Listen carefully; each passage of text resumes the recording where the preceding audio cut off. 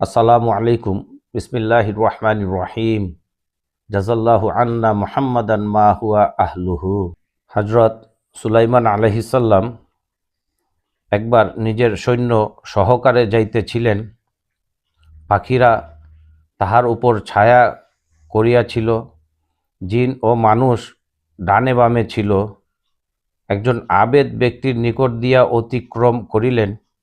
সেই আবেদ আরজ করিল, আল্লাহ তাআলা আপনাকে অনেক বড় বাদশাহী দান করিয়া রাখিয়াছেন, ফলে জিন মানুষ পশু পাখি সব কিছুর উপর আপনার রাজত্ব রহিয়াছে।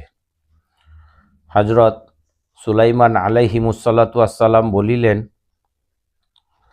মুসলমানের আমল নামায় একবার সুবহানাল্লাহ সুলাইমানের সমস্ত রাজত্ব হইতে উত্তম, কারণ এই সমস্ত বাদশাহী ও রাজত্ব অতি সত্বর শেষ হইয়া যাইবে, আর সুবহানাল্লাহ এর সোয়াব সব সময় বাকি থাকিবে।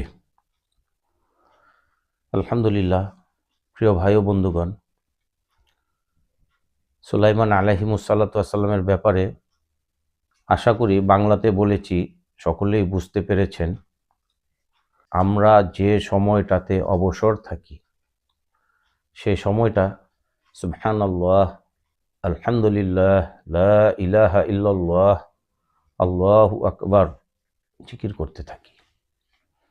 বেশি বেশি জিকির করি।